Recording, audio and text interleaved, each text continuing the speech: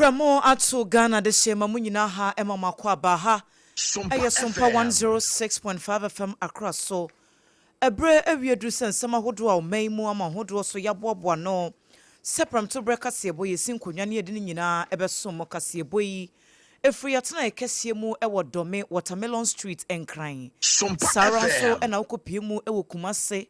SOMPA 93.1 ye headquarters ho so omo fa kasebo ni bi awie yi. Ayiko 100.9 FM ewo Kumasi Adamfapa Radio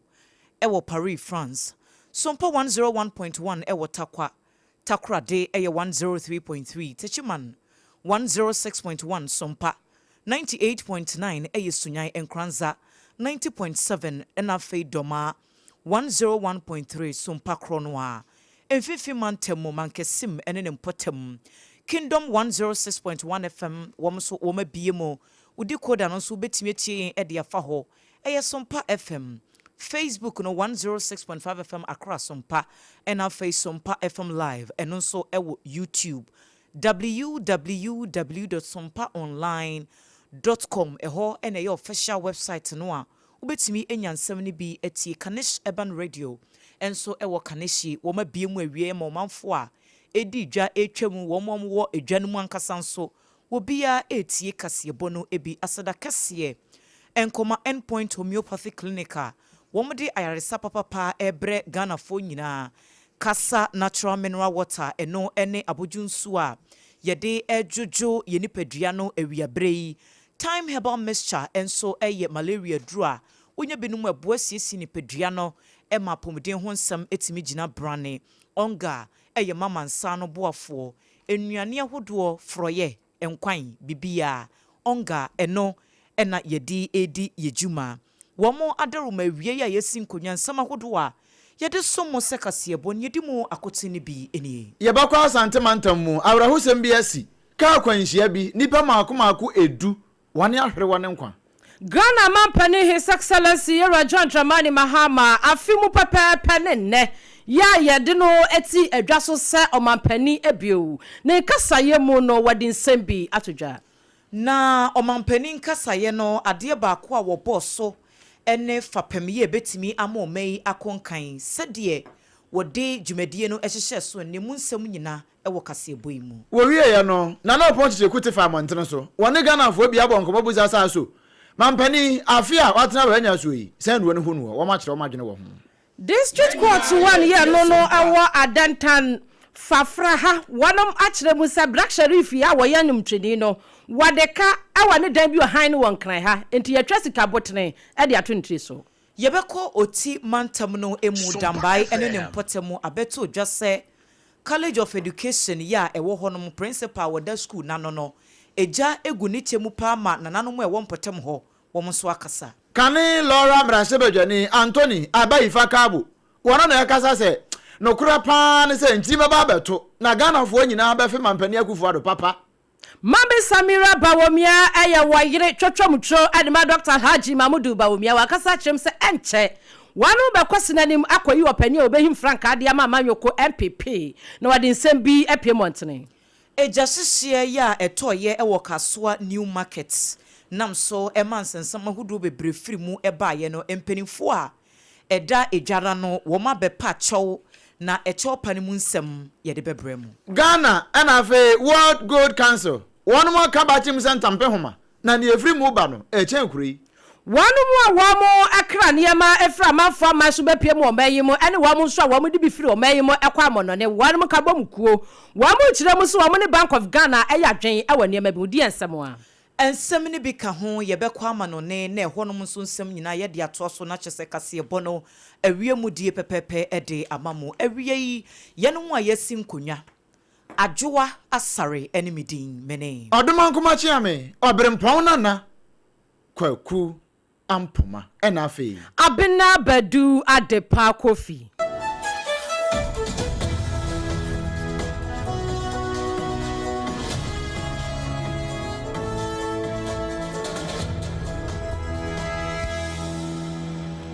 afei yenshansem na se emfama na yede awrahosam yi na edi nsem no anim ukopie mu ewa asante mantam mu a ofenso sampro so ewa na yegina yi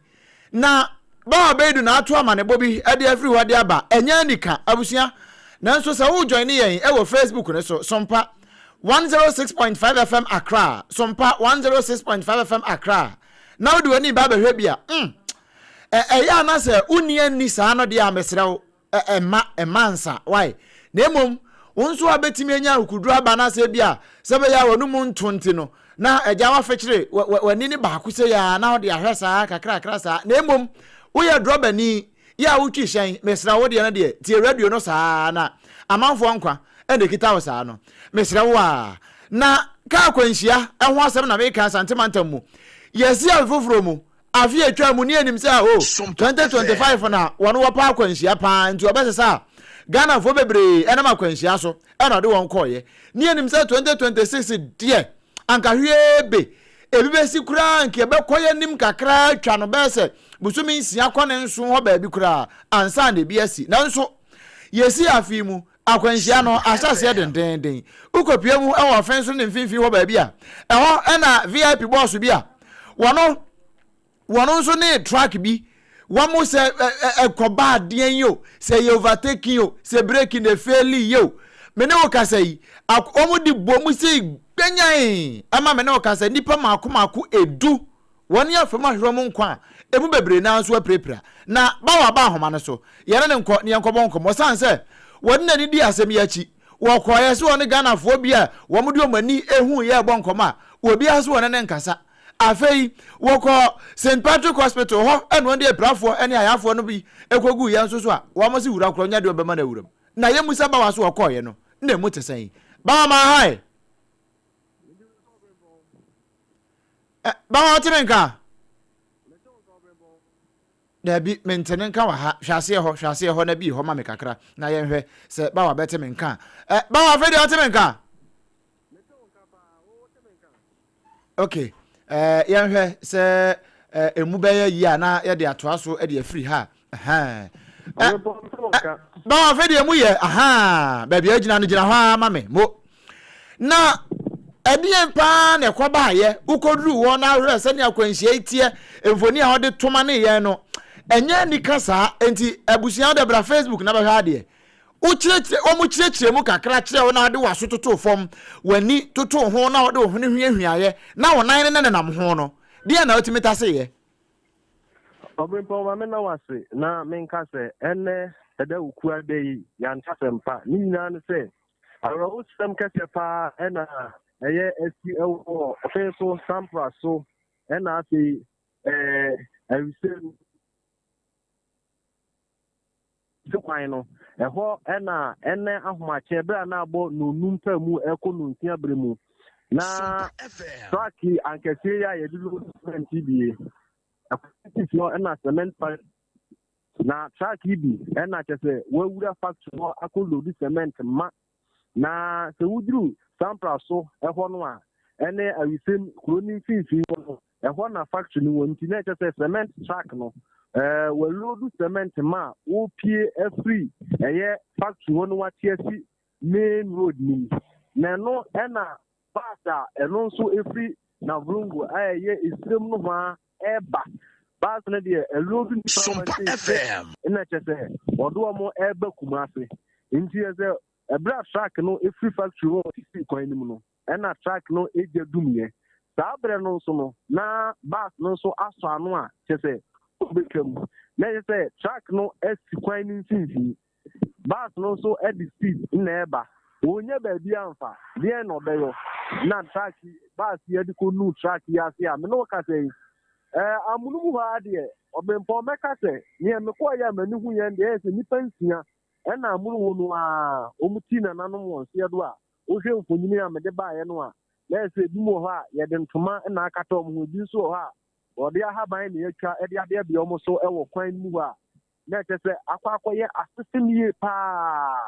na nipa prepare wo mu nso de omo doso nti e ba no saa no na tese ewo se omo Africa na amunamu mu a omo mo prepare de mu odin no omo bo akire sanse eho de enam se ewo offense south no offense north ntamu ntino na se ye hwe ye no offense south na de nti na wo se omo do omo mo prepare de mu odin no omo St Patrick Government Hospital. Messiah Sintino. ọmụ bụ echi na ebere a ọmụ beduru hɔ no ɛna yɛnya no nteɛ sɛ nipa a yɛde ọmụ ɛkɔ St. Patrick's no emu nan ɛtina nanom ɛwɔ nseɛ do akɔka ho ma na yɛ nipa du mene wo kasa yi awerɛwosɛm paa na aba na sɛneɛ medi kan kaeɛ no ɛyɛ cement track a yɛlodu cement ma ɛwɔ soɔ sɛ mene wo kasa yi sɛ track no koraa afiri kwan no mu koraa nso aba abɛyɛ asɛm foforɔ ɛsiane sɛ afei na yɛbɛtwe cement na yɛlodu agu so nyinaa ansa na track na tumi ɛyɛatwe track na ɛde afiri hɔ nti wobisa yɛ a ɛyɛ sampra so ɛna afei ɛyɛ awisem kwan no accident a esi hɔ no akɔyɛ awerɛwosɛm yie pa nti wobisa yɛ ana sɛ amanobɔ a ɛfiri asante mantam mu ɔfen so south ɛba na mabɔ ntɔfa de ama wo bawa menkwansa na in fact yɛwɔ fie ha yɛhwɛ videos no nyinaa no yɛaboto yɛwora ho papa na onkasa yɛnum no mepɛ sɛ confirm adeɛ bi ma me sɛ na track no a cement track no ono no ni jadum ene waka kwan ni mfimfini ena bus no a efiri sire moment fido sane bepo ne ba no wodi brika de benu mu saa na tie saa papa na tie nse walodu afri factory ntuo tie kwan ni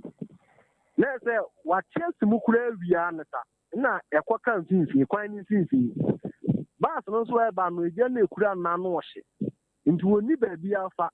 na odi benu mu saa no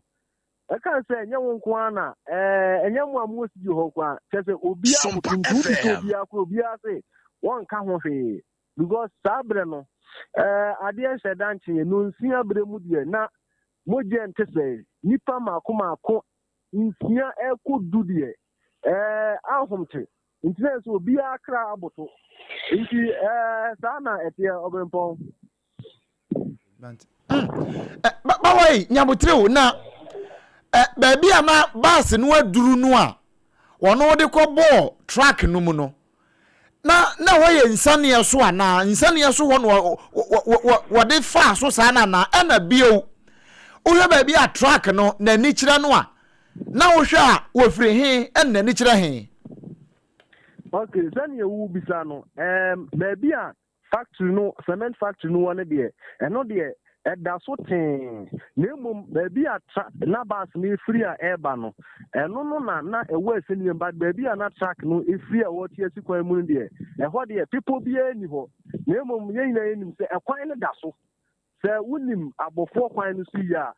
wo bɛn kuromu a ɛna ɛyɛ skid ramp so na wonya track kuromu a na kyɛ sɛ ne aka de ɛda so ten na sɛ wohwɛ mu a na track no ɔno no lodu cement na odi awuramu ewo sampra so ho nti na nko obuti mu a na eso odi nani kire mu ewo sampra so nti eno na okeka kwan ni mfimfini a yese bus no so edi benu afie sa bawa yo de ye fancy hands na nia wode wani ahu nei sa bre yi a There's a near papa.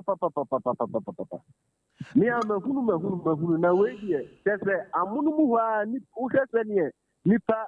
enna mesia ye no a there's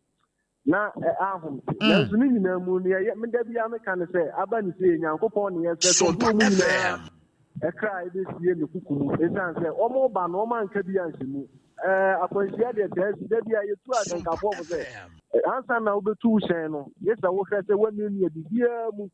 na afia hyase na ye betete sansem mu edi a na sɛ akwa ya wɔ wosɛm ni nyina mu no obrempɔ meka sɛ ye ni bi akire ɔmo pepra no ɔmo hospital de ne ye kan sɛ nyankopɔn no anso ɔmo ya ni ebefiri mu aba bia anso no ye ma tiefo a tie sompa na wie aso ensi wɔ ho ba wansa na ba kwana mebusa wasam bi sɛ we wodi wani gyene ne din na ɔhwɛ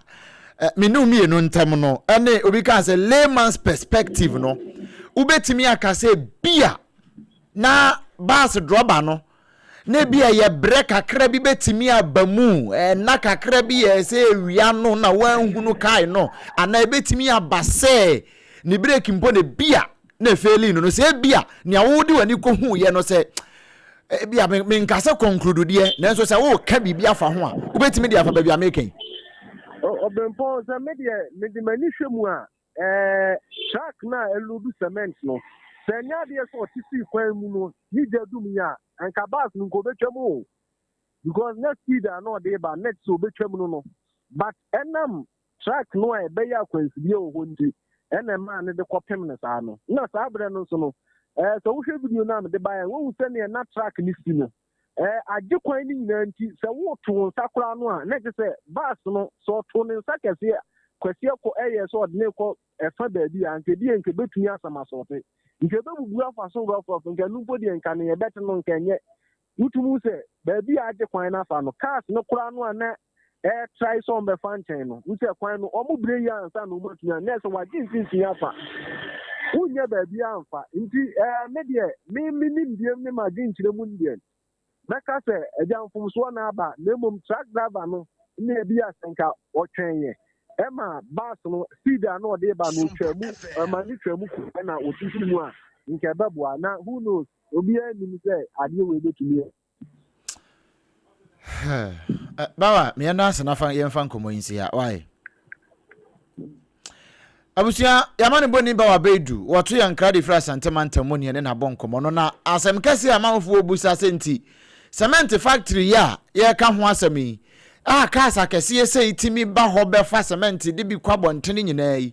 wo mu ni traffic conductor bia na obi a obehwe se kwan mu ye womra ana wonko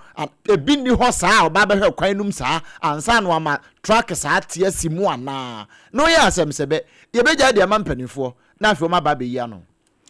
Abusia ye fero husemi mu na yatoa so ewo amanyosemo na afimpinu ni aduonu anan 2024 mu ana Ghana call esenenim eye December 7th no ekwato aba eyi wo pani a wo no wo aba bedi o my Ghana enim ede yakobọ hyasase no so nanumu ana Ghana fo nyina dodo na adwen ekọ benkurom se de bi o mampani dada His Excellency ye John Dramani Mahama wo bra ye ebeye bia wo kọ ye no sabre wa kwatena chan hwedin ehu se enyema bia nkwaye ntisi waso wasanso ababia mu di a ene wa mo sanso efanso ne hye ana Ghana fo esade baton no ehye ne nsa na January bosome ewa Jubilee House so emo mo hye white eda twedi ampototorobo nso kwa me basa yu adom ase eso wasanso de His Excellency ye John Dramani Mahama esanso be ye o mampanini ewa Ghana mu bio na dwumadie na se no na Ghana mampanini ekasa no de atodwa kire mu se sadia wane na ban wa mo bo wa mo ho modene no bibia ekwaye kakra afi pepepepe ene ene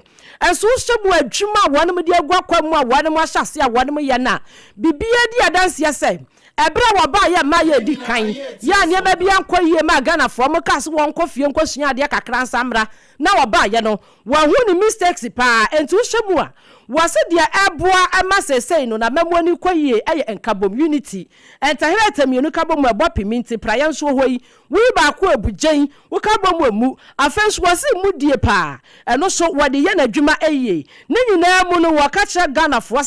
sesei ne die enema omudi gwa kwam na babo penkankan emabunu wan mu betie mu nsam amoka ana sabi wan mu a wamo ewo fam kakra we mu no broni beka savano aboso no so wanu betie mu nsampa na ne nyina mu no Ghana mampani se sadia wade Ghana ekwa ne de The year ahead will demand even more from us. It will test our resolve, our patience, and our discipline. But it will also offer us opportunities to deepen the reforms we have started, opportunities to accelerate our growth, and ensure that development and progress touches every part of our country. And so let us move forward with humility. Let us lead with empathy, and let us govern with courage. And let us never forget that leadership is stewardship. It is temporary and fleeting. Authority is a fleeting trust held on behalf of the people. On behalf of the Vice President and myself, and on behalf of this administration, I wish to say thank you to the people of Ghana.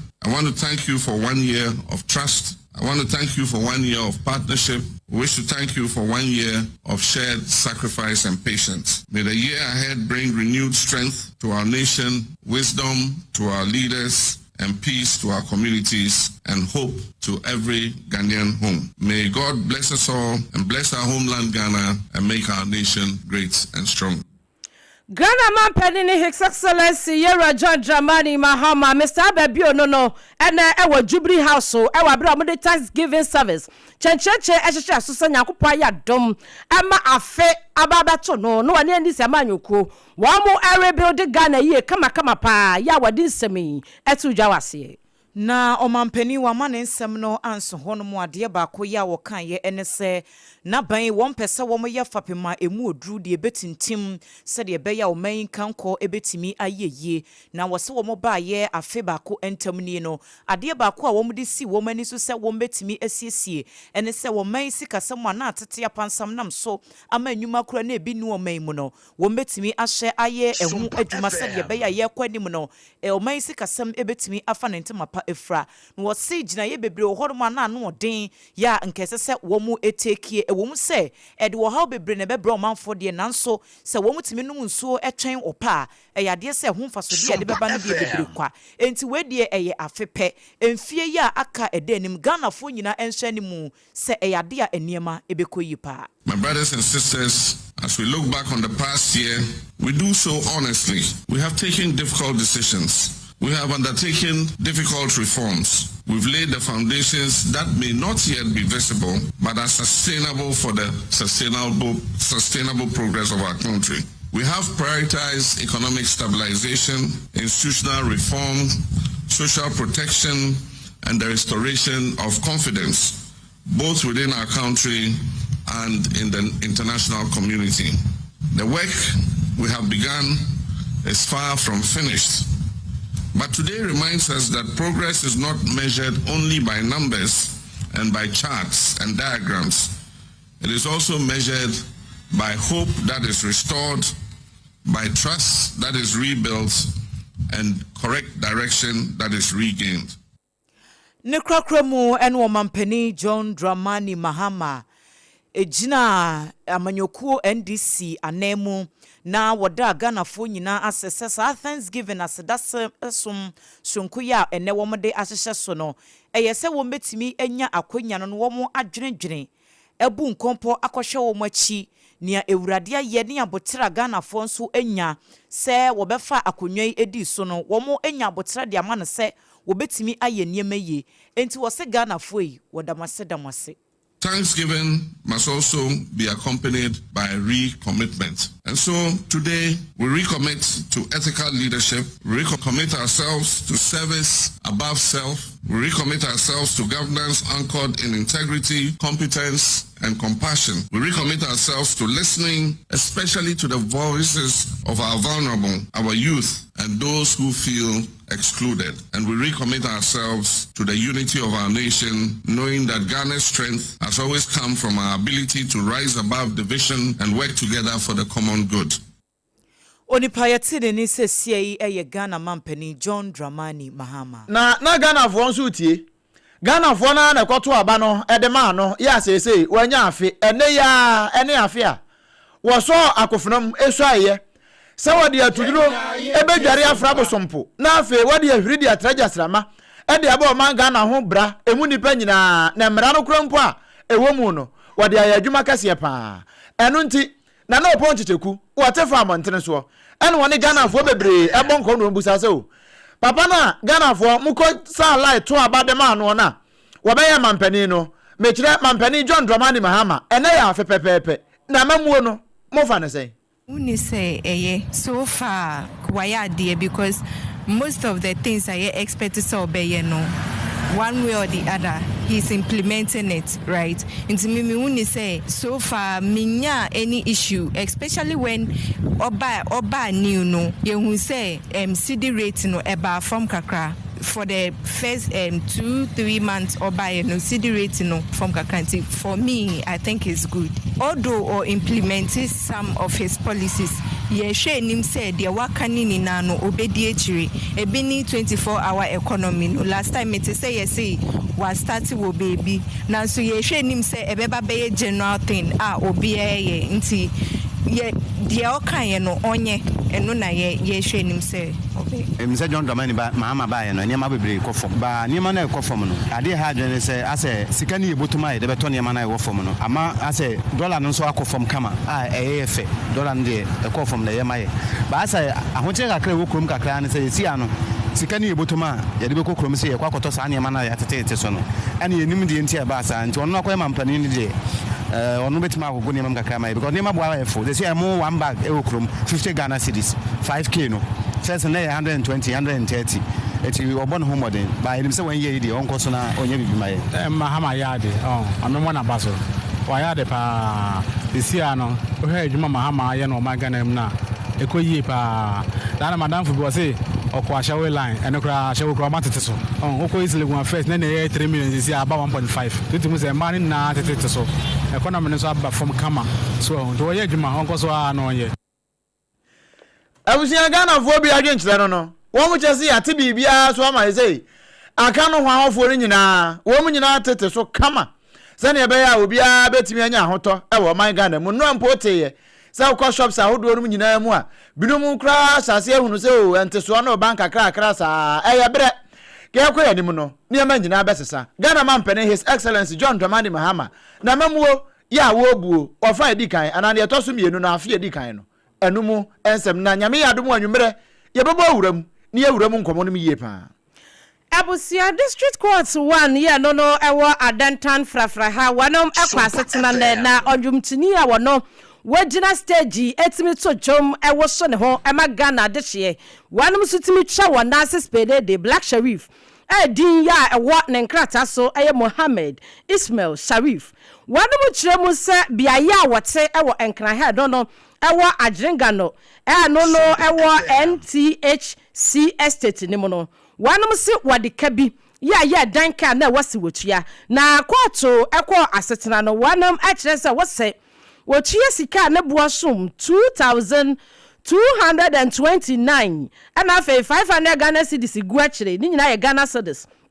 na eno ani sika wasi wotua na koto no se wanom hwehwe Black Sharif wa wanom hu no nowhere to be found entino nkrata akwato no apprentice no wom so mo de bi ba kwato no da ne ho ana fenso recreational close ya no ewa NTHC estate ya wa Adrenga no ewa nkna ha wom de bi kwatal ho kakraka sale bu a wasi wo babatua enie na kwato no say wadeka from August 2024 ewa abra dan na watim no wantuaka enti no one ma check interest ni nyina de aka ho ya one mu kire mu se omra matua na mom no hwemu a ni nyina mo no bosome no de obatua aya 1700 Ghana cedis $1,700 $1,700 and no wa mu kire mu se bosumi bi obatua wa mu se ansa na Black Sharif ba na adwen se obetu afri dan ni mo no jisi wotua sa aka ni nyina awie sa so no kwato wa mu do am nkrata ba se ni naso wa metua egusu a ewo egifu befo egu ni tri so etina ne Black Sharif ho nsem so a adanta district court 1 ekọ asetena no wode aba emontene so na sompa yada na chedi asomwe Yetoa kasiebo no so ewo ensemfoforo emu na ukopie mu ewo otimantemu a ohene poporo ya wono ewo chonke na nanom atra nkonwa eye da sebre atamafo wiye se kwame bonja ya wotoso mienu na wode kokobi akọ ama Ghana Tertiary Education Commission eye GTEC for se principal a Wadadambai College of Education ano Dr. Mrs. Benedicta Ewusi Etiku wonshen wonyinu enfamfiri school mu ho empe baby emfa nemfa ene transfer kura no a wo munyini enfamfiri ho sanse sebe niema bia maame no eye ewo school ho ne mpotem ho no eyade bia hadwene ya ehemfo no kura kan ko still maame no de woye no a en woye na yesesa asemi a yekanyina ne allegations bia ba yese Dr. Atiku ya yekana semi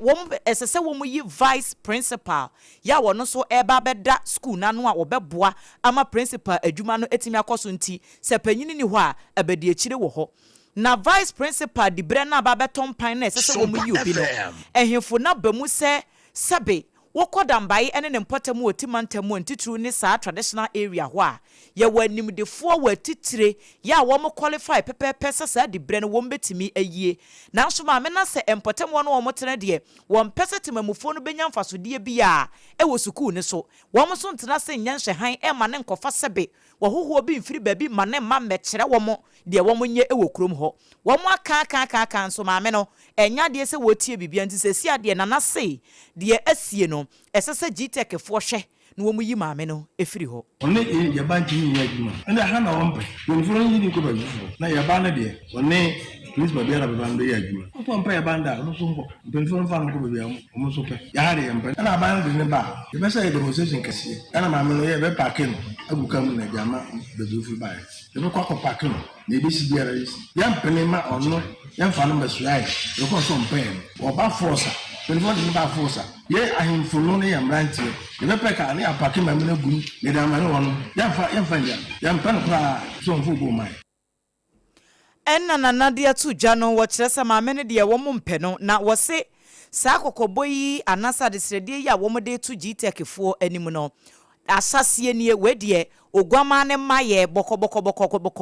na emom no se eduru baabi na GTech fo nso behwe abema ehemfo ne problem se adesredie wo mo nye de a ene force pa ene wo mu ebe yusu Sabi. The post I would have an yampre, Yaman vice, yampre, as a bass advice no.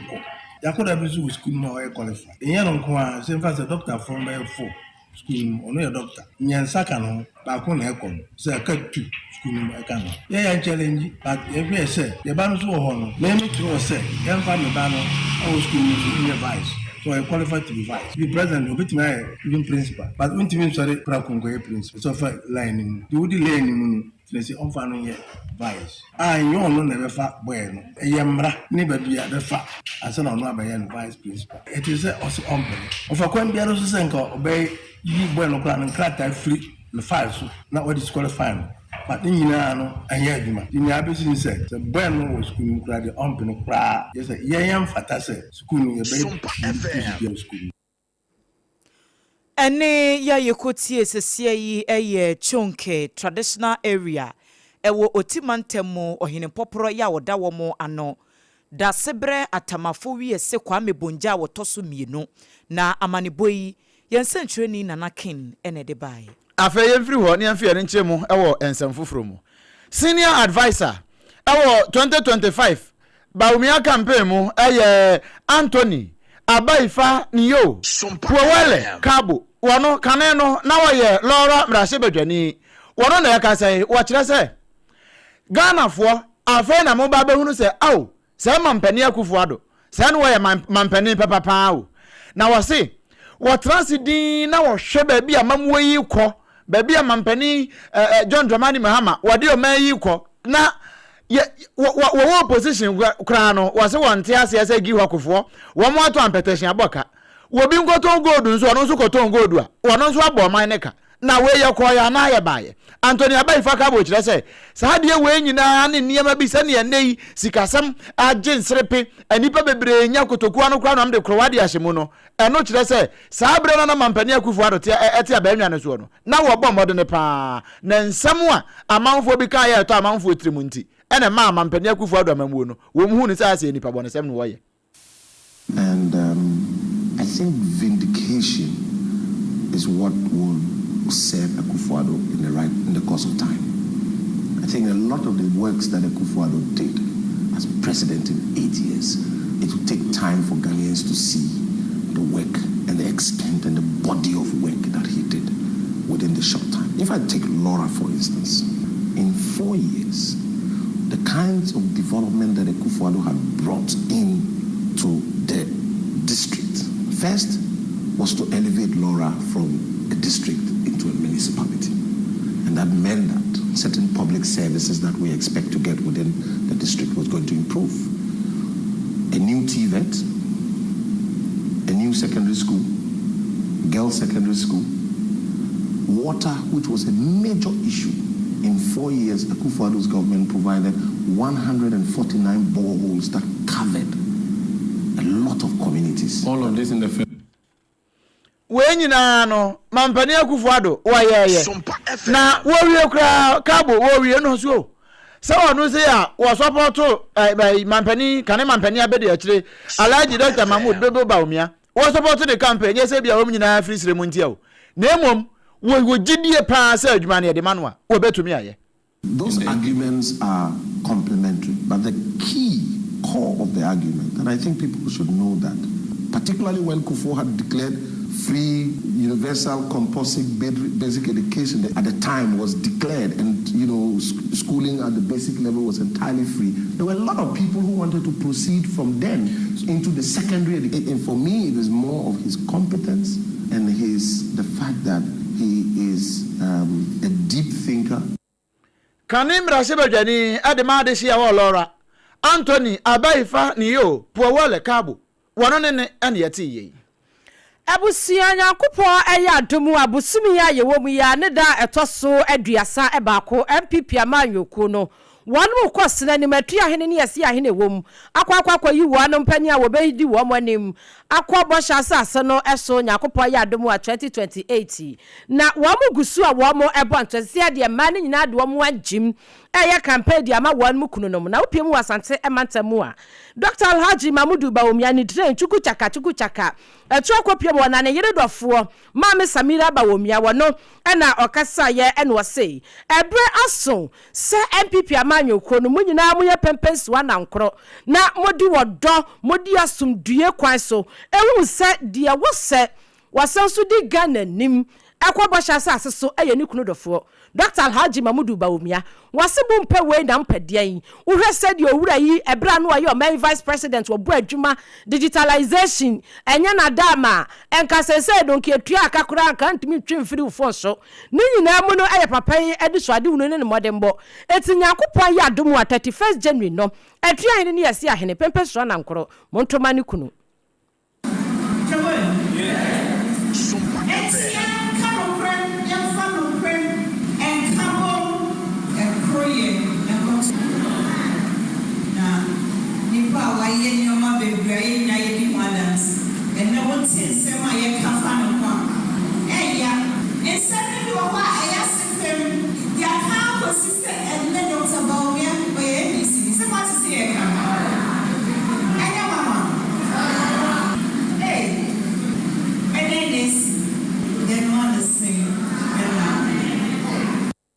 Yatutu ne sai ana ehye Mame Samira Bawumia wayire odoyire adema oman kane no ya vice president Dr. Alhaji Mamudu Bawumia ya wojira mu aprefranke to bredwa no wo MPP amanyoko mu isase wan kwasante mantamti empanifo bia wan mu di akire ayam rahye badwani adema tafo abato empesua so no nyafo eko Vincent Asefua wano so ne amani boni kwame redu edi nkomo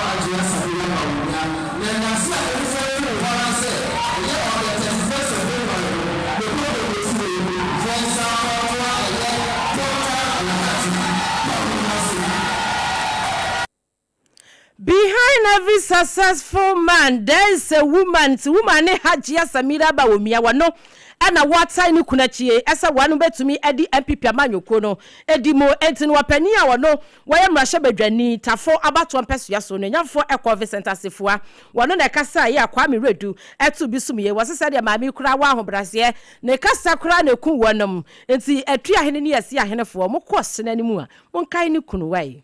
SOMPA 106.5 FM across so near Prem to break us bo ena yedaswa yekin kan edema endpoint homeopathy clinic eye ayarsabia sronko ya womnam homeopathy kwan so esa wo manfo yare enti se ye awo ho asem akwakoye boache bidin ewo awarefo bi entam na eye na eye wo mapi se awo no no wo de so bo ni nyina agu emanitri so emema ni bi wo honom so a sebe wo muntimi enwo eno ti ena endpoint homeopathy clinic abas say Dr. Dubuatin ene n'adwuma yefo okọ horo ma wo mo abotre wo mu nuro no ehom ko an ewo enti wo kwa ye nya abotre show ye kama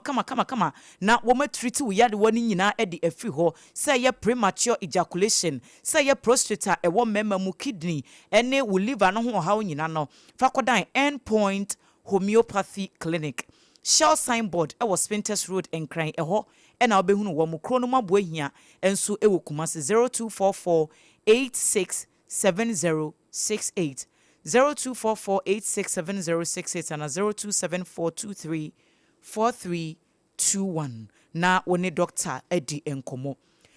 Onga eye mama ensano boafo na yeka onga ina eye onga spices ho asem ne yeka ye wo die jinga for no wo mu use no wo de pete nam no ho kama otum se ehyeie ekoyie na amanfo asa ho lai enche na ne watoto no nyina sa ye wo stew de ye wo de ye de ye enkwan ye wo de di steamy akoko aponche nantwie ne nyina na kyesa asoto ne nyina bi ewo ho na onga de eyade se obi biara wonu aduane ana se wotimi kɔ mukase no eyade se obia enim de onga etumi ye edwama so enye na FDA fo atintim so enti wo yusu a enya de se obenya wo ha obia se bia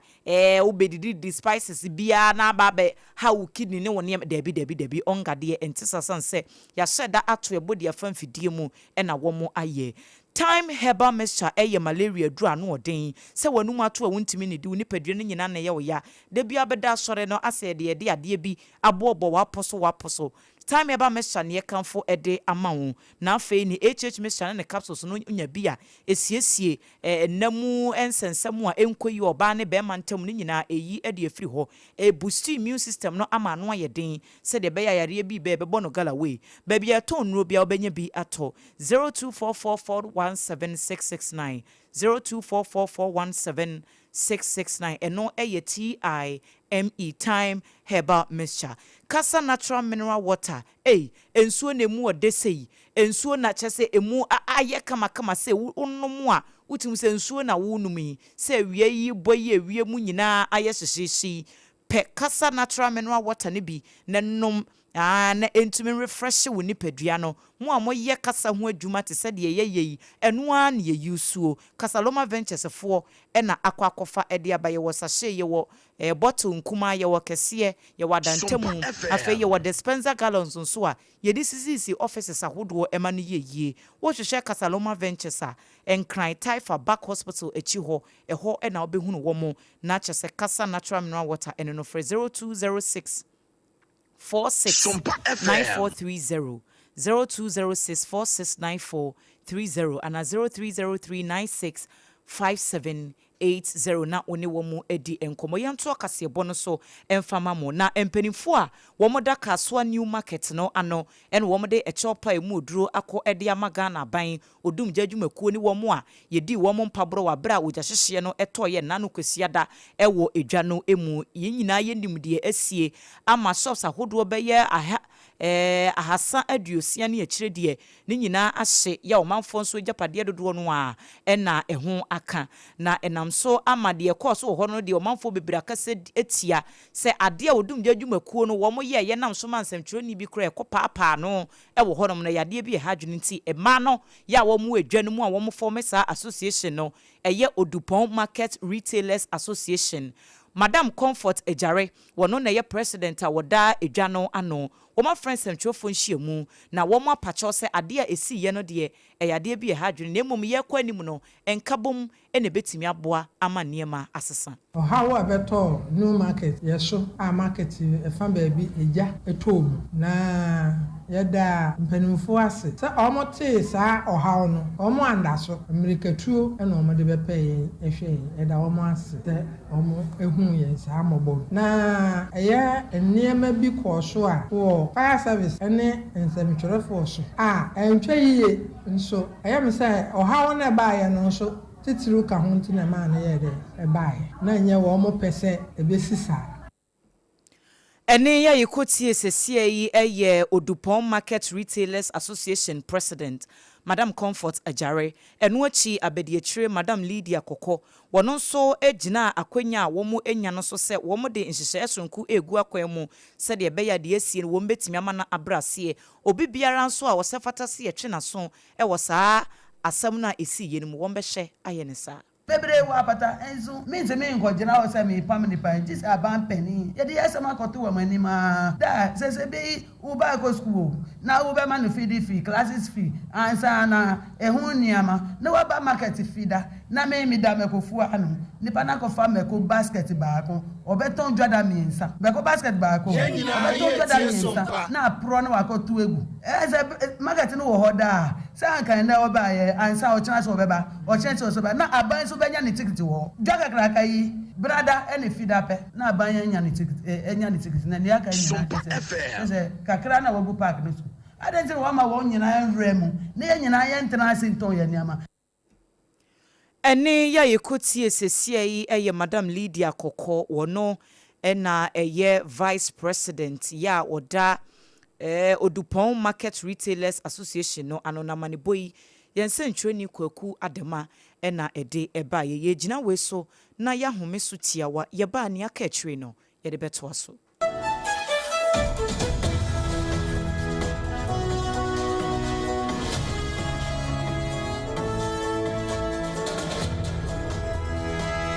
to me chenya oba eni peche mu ana dio bedachi nanso ubetimi abwana manenya pomodin free ne mofrase Yamvita ye de milk papa bi ni nutrivi aye ye nkwada ediane a eye de na ahodi a ewo mu no bo mofra pomodin anio impeni for swini chopa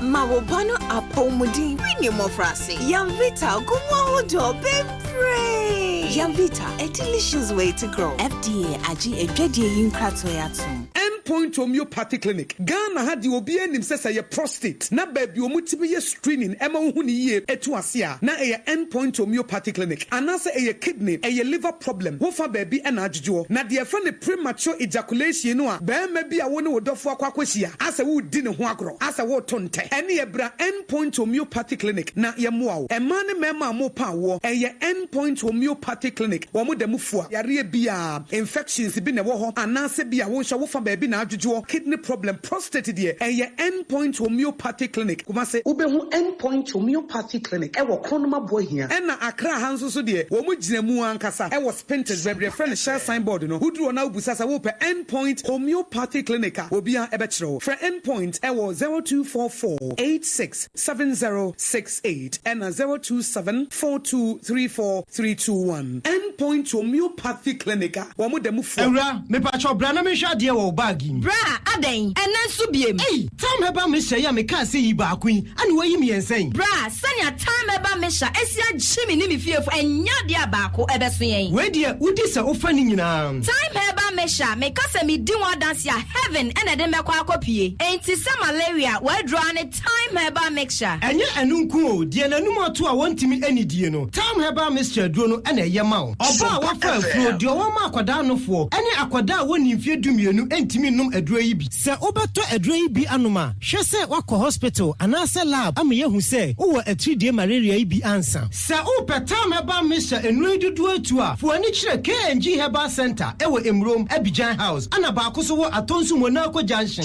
Eno echi obenya bi atowo over the counter medicine sellers. Any herbal shop dodo na emu. Fre 0244 417669. Kayo set time no TIME time herbal mixture afi malaria fever bi adani ziba e wo munu betu akọ. FDA agi adwadie nkratoa yi atum. Tontonte yennom nsane e faadwen. Ne e faadwen mpa. Say na nanum se bre bi beba ama tontina 74 opa ye ne simple. T74 abeye aduro. Tontina 74 ana T74 asa twe ya dwene asina nanom dodo so. Se de na dodo bua ma nanom enyare basabasa no saa na tontina 74 ana T74 ebo nipadua no. Ema immune support enti obi onum bie no abre bia ne ho dendenden tonti na 74 yi nso yaye no se nsuo krokro wa kama enti ba bia wonam bia obetimi de wade akọ same ne wa anka fi na ekro yi eda no nko na wie ye wa abra mennom T74 se mennom tonti na 74 menya hoɔden mennom ne da bia T74 yi eye hahama ene ye de aye na DHC ena aframa na ye kama saa no T74 ahoɔden ni apomuden ko a wokɔ pharmacy ana ba bia to nro bia ubenya tonti na 74 yi bia to T74 yi enye ma oba wa fa afuro ana obi a ɔma nufo ana se obi a onya mfie dumienu etufon frɛ 050-162-8931 and 0246-073-498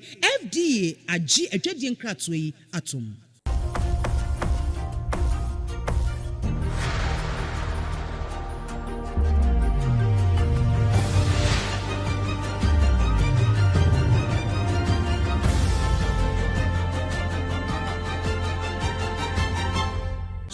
TV Emma Aketuapa. Nokure Emma Aketuapa yetwa ensem no so na yakwa akopie mu ewo amanone. Wa amanone nsem mu no me ame ofa Donald Kwaku Trump wasan aka ne ho. Enye Venezuela nko a na wa fa na foforo wo mo so. Wo de akwa Denmark ho. Na Denmark won wo bia bia e fa na say Greenland. Semi autonomous region. Yeah, wo NATO member na refra no say Denmark no. E wo ni mfimfini ho. Na wo say sa Greenland ho no wape wo kwa akwaje na waka ne siasi so se wose Denmark fo so mo mfa mano a se ne ya soda fo mpem ha kura na wade wo be kwa akogu ho na won be gi Greenland no a ene yo be kwa akwaje na no ena wasande 1 in 1 1 in 2 1 in 3 e de akoma Denmark one prime minister I find say Mette Frederiksen wasande 1 in de akoma na waka chance krache me ba o na hwo ho yi eno na Mette Frederiksen enso ka se Trump nim na wo nim no obo no musuo na wo de ne ho ba hihye mu de a ene na NATO Northern Atlantic Treaty Organization no na eso mu gu no kura anya sa de a wo no ne wo pe bia wo beye e de abo Greenland ho ban sa asema ye kan nyina no ena wie ya ena yama ne bofo na wo White House no wo mo to nkra no e de free wo ba ye se we de White House ankasa enu amde sankata sie dia ba se die eni ada ho na enu ada ena mama ahodo ni bi ene NATO members ni bi se wo mu kwa kwata Denmark achi mu wo mpene ma Donald Kwaku Trump wo magi Greenland no enu nenne wo mde ho nkrata aba se NATO members ni bi ka sa de a ene asoda afo kra America fo de beko na wakwa akwaji Greenland de aboso abusia eno so ena yegina na ewie yi ensema hodo ye boaboa no ede beso mo sepram to breakfast yebo e was SOMPA 106.5 FM Accra na edi yehim e wo ye branches ahodo a aheta e wo Ghana afa na baabia Kumase Sunyan Tichima Nkranza Doma na kasafidi ahodo mankesim wom so efa bi na fei abefo nkrato bia ahodo no nyina so ye streaming ye ema wonya bi tie ye no yede ne nyina esi na de na edimu akotene bi ene se omampani John Dramani Mahama de atu dwase sese no womo esi fapem papa ye emu oden ya ebetimi ama omansi kasem no akonkan emfia edi yanimi eno ene yakwa asante mantamu ba obedu to nkra firi ho bra ye se boss bi a wo firi sire mama ntifido eba wodu sampra so mfimfin ho no akwanhia nti emu nipa bebre woni e prepare ma bi so ahwere wo nkwa Hajia Samira Bawomia so to sra de hia wanom etu hinisi hene ewa pipia manyo ko mu sanya akopɔ ya demu 31st January mo kwakoyi opani obehim franka ne de amamu ne kunu Dr. Haji Mamudu Bawomia wono ene fata no empenifo a eda kaswa new market no anwa friends entwofo nhyiamu ede ye chewpa akọ ede ama empenifo ene Ghanafo nyina wo ne esiye wabra ejahyehyɛ no ekɔ so na no kwasiada saa chewpa yi eno na Anthony Abai fa ka abo kire se Ghana fo mfa chewpa ni bimre mampani Akufo Addo na ebere bi a edi ani mu ba no eno ho behunu se mampani Akufo Addo wo bɔ ne ho mɔde ne pa Circuit court one ya no wa dentan frafra ha wanum so mo so black sherifu edan ya watim ewan kra ha je Ghana no wamra metue sika na buam so 229,500 Ghana cedis anya sa wam hwe no mo de court krata ni bi tare ho efi a watim so wam de bi kwotare mu o metua sa aka no ensem no na ebi eka ho amanone de kasa na twam no awota ye da wo mo ase time eba mesha onga afei nso endpoint homeopathy clinic sɛ wɔn aso yɛsene a yɛde kaseɛ bɔ no ɛbrɛ mu ADWOA ASARE enimidin mene ɔdoma nkoma kyea me ɔbrempɔn nana kwaku ampoma ɛna afei ABENA BADU ADEPA